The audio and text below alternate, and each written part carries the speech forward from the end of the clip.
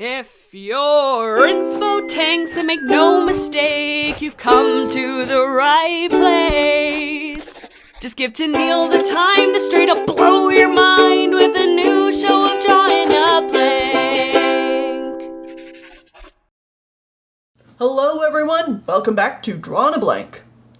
This is a part 2 to a series where I am drawing inspiration from Zodiac animals and combining them with elements to explore character design and world building, all while also getting my patrons in on the fun by letting them vote on the next prompt and take the art challenge as well.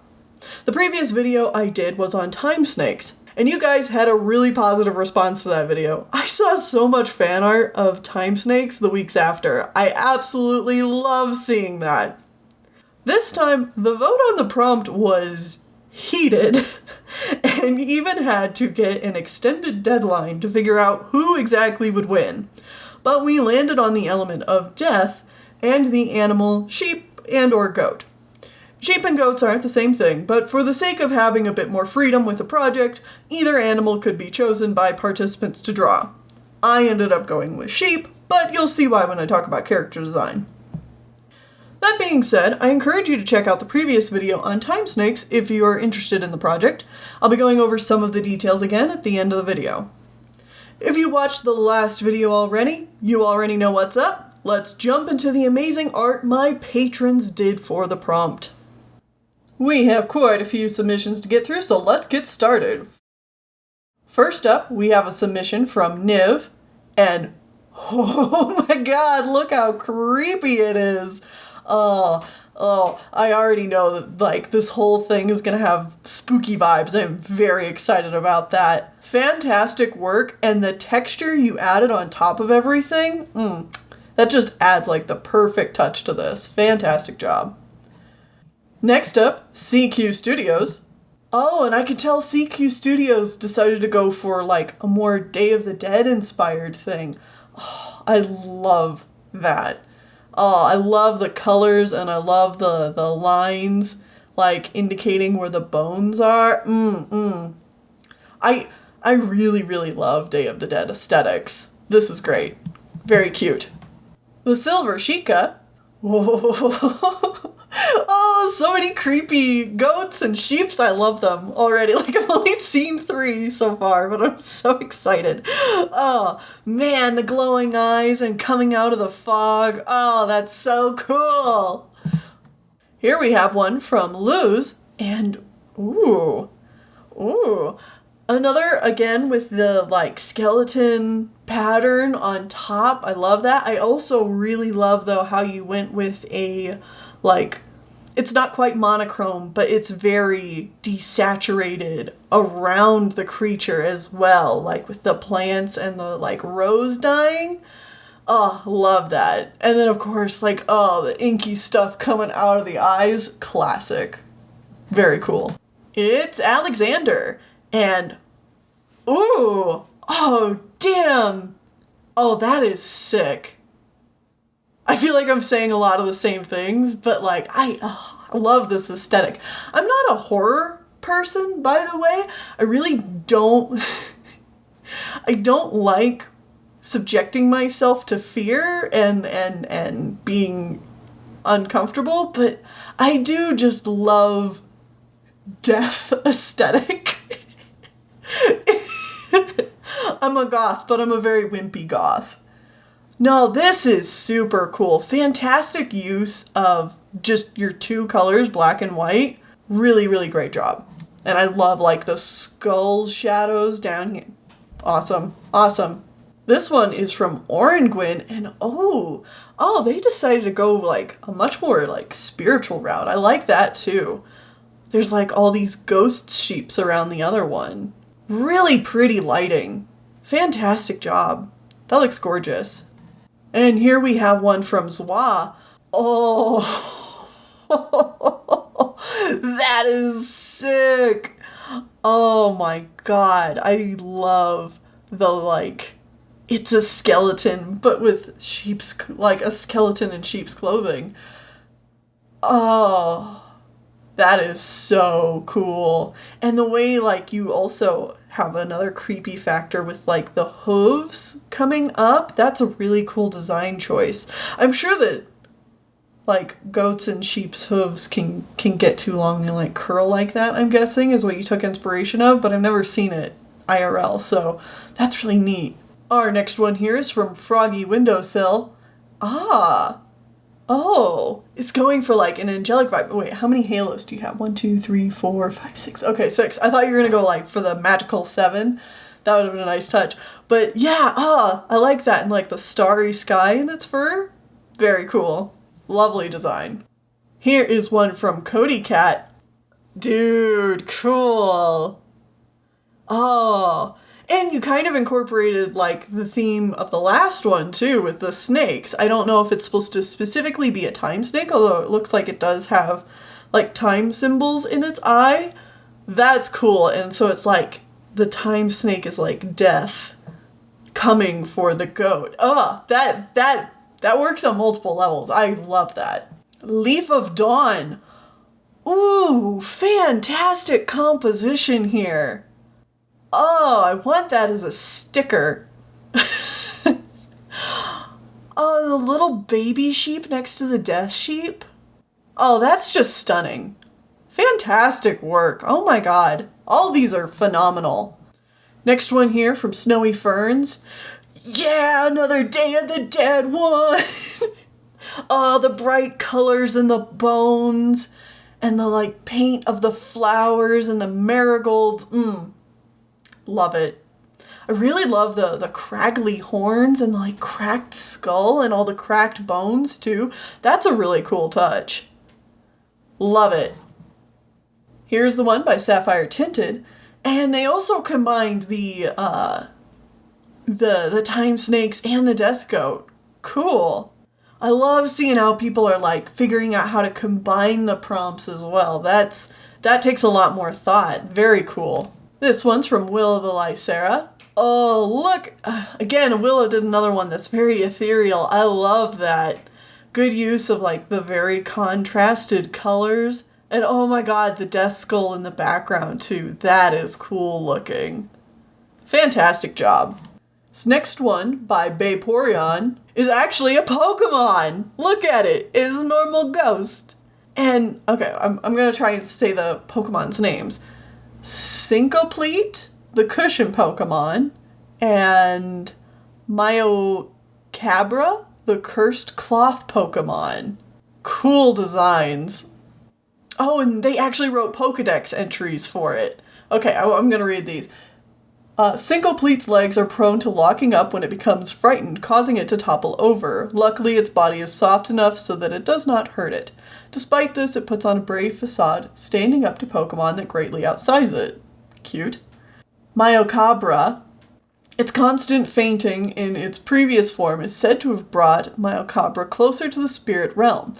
It is quite comfortable to sit on, and there have been stories of trainers on the back of this Pokemon going from wide awake to a deep slumber. Awesome. And lastly, we have another one from Whitney, who did like a slice of pie part, and if you'll remember their last one, you might be able to piece together what's going on here, but awesome. Again, great use of just like a more minimalist approach, and the detail of like the scythe in the sheep's horn is really cool, and the chains are so cool. Thank you everyone who submitted. Those were so awesome. Like, you guys are blowing me away. It's fantastic. If you want to be a part of future prompts and in an episode of Drawing a Blank, you can join my Patreon for as little as $1 a month. That'll get you access to the Discord server where this project is taking place. No pressure to stay if you just want to take part in the project, but I appreciate it all the same. Patreon is a great place to support creators like myself, and I wouldn't be able to do this without them. Voting on the next prompt has already begun in our Discord, so if you are a patron, get your votes in. On to the world building! Starting with a quick recap of some important key elements we discussed last video. This whole project, my goal is to brainstorm my thought process when doing world building, and make all of these prompts fit into a cohesive magical world.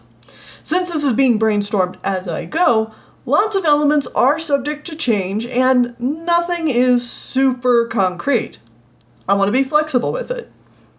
The animals and magical creatures that populate this world have the same baseline intelligence as humans, but still do animalistic things. Though I'm still bouncing back and forth arguments in my head as to what exactly that means. I'm sure this dilemma will be talked about more in another video down the line.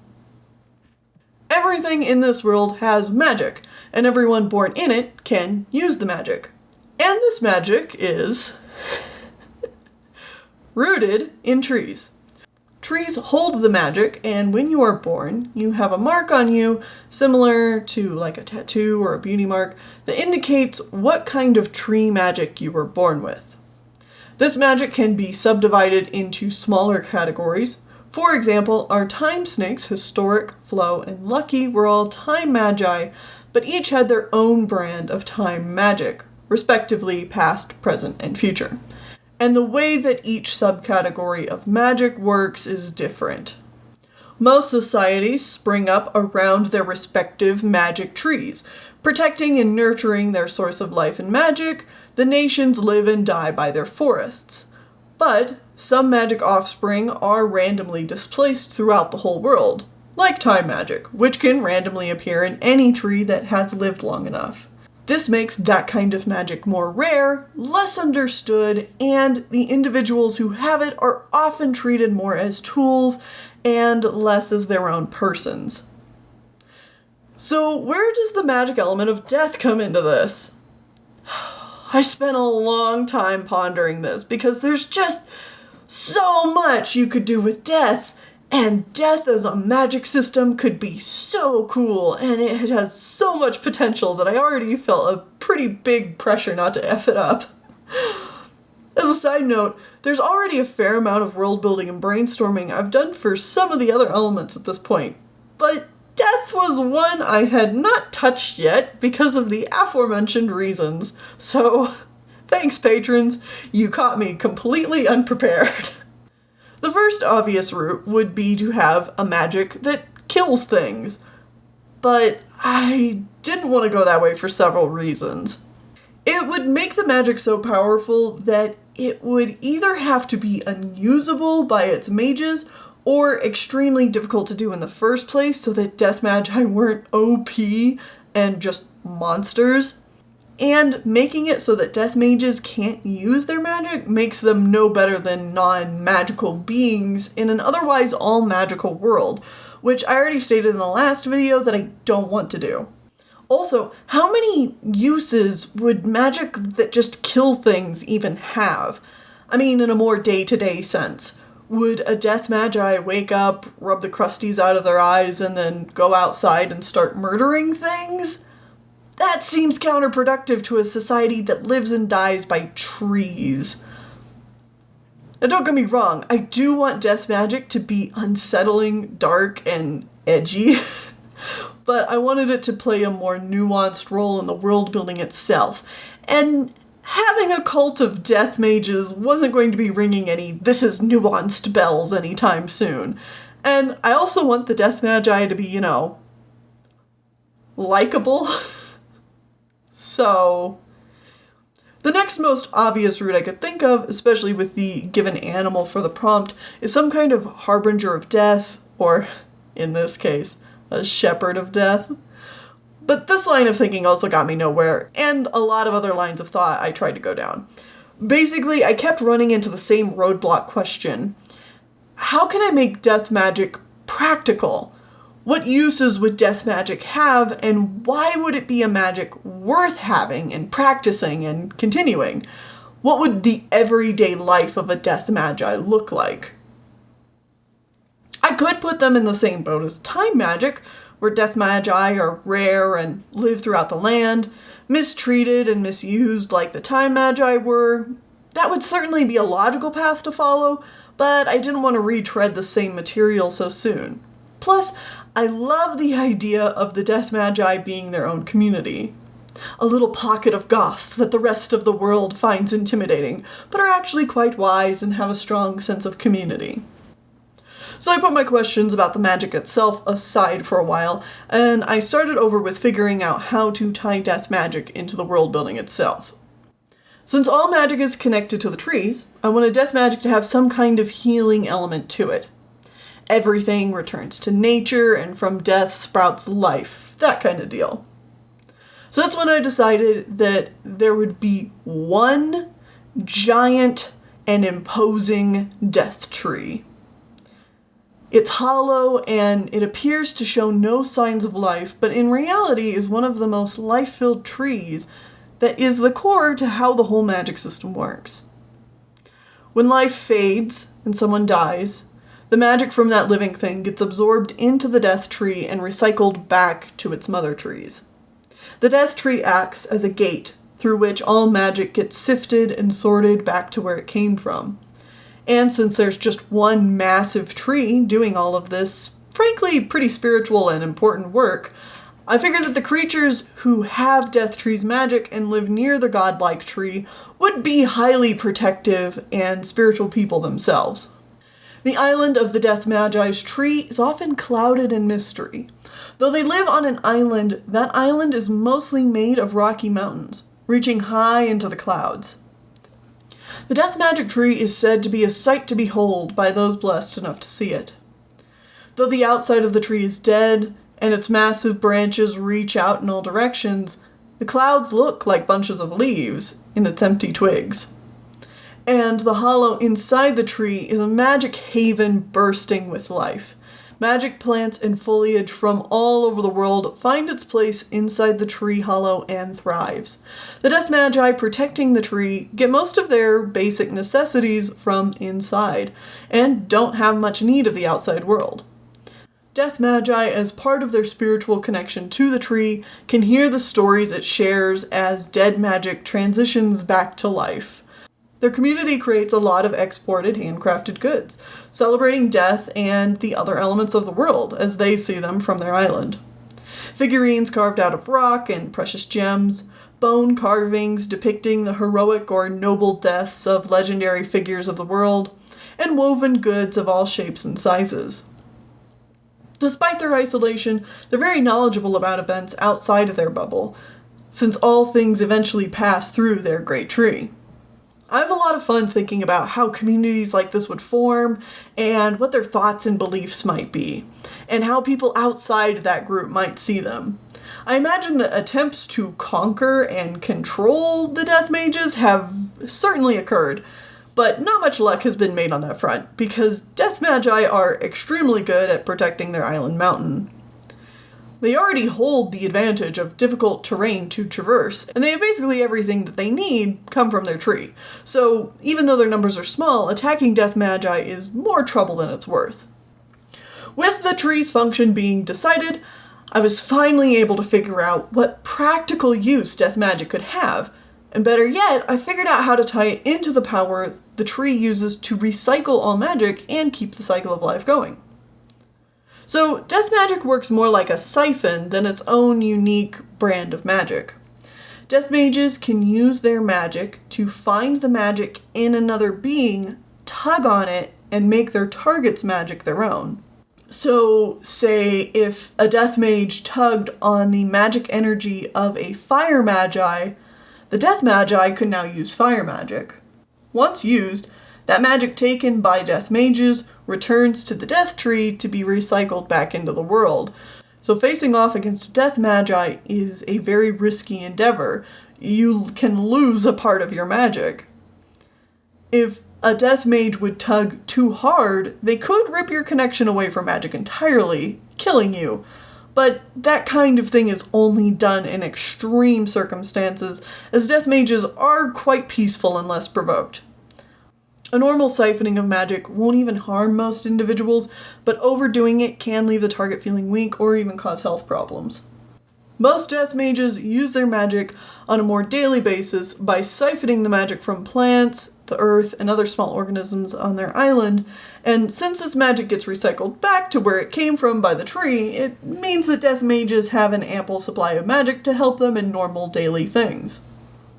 Death Magi don't often leave their island. A treaty between Death Islanders and the Kingdom of Light is actually quite strict on how or why a Death Magi may be allowed to visit their shores, but we'll talk about them another time.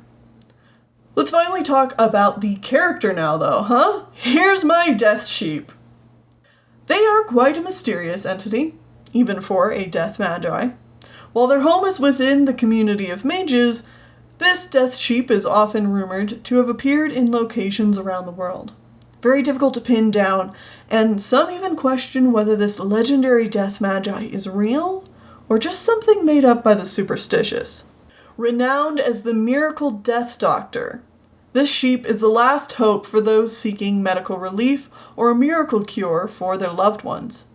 Stories about the magical healing range from impossible to deadly, including a gruesome tale where the miracle doctor cured the sickness of a patient only in exchange for their lover's magic, killing them. Oh, how dramatic. Exactly the kind of thing people would make legends about, am I right? Strange tales have been around for so long that any rational creature would assume that the miracle sheep doctor of legend must be dead by now, but every once in a while a new story will surface of their continued existence. In reality, what the miracle sheep doctor actually does is quite simple in theory, but potentially dangerous in practice, and not quite the miracle cure that the legends make it out to be. Reaching out with their magic, the doctor is looking for the small organisms attacking their patients and tugging away the magic from that, killing it and saving the patient.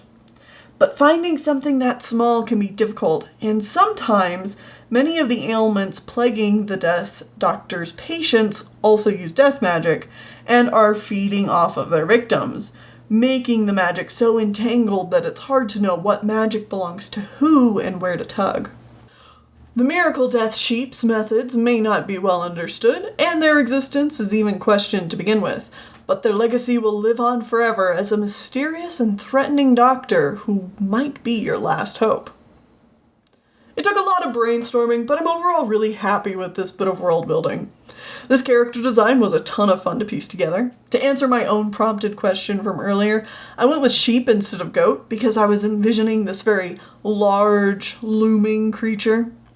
The wool of the sheep made for some great shapes I could use. The trope of mysterious elderly healer is pretty common, especially with the hunched back and the Shaw, but I wanted to take it a step further, giving the healer character an almost cryptid status in the world building, making them creepy, but also a force of good. I also played around with the color palette a lot before I was happy. I used the browser app Coolers to help me settle on my final colors. I changed them a bit, but the app did help me narrow down the kind of palette I was looking for, so I recommend checking it out. Reminder that if you would like to be a part of the project, you can draw your own death sheep and or goat and send it to our fan art link in the description. If you want to be in videos and help vote on the next prompt, you'll need to be one of my patrons. Just $1 a month gets you access to the Discord server and the project details. I look forward to seeing where your creativity takes you, and until next time, stay inspired.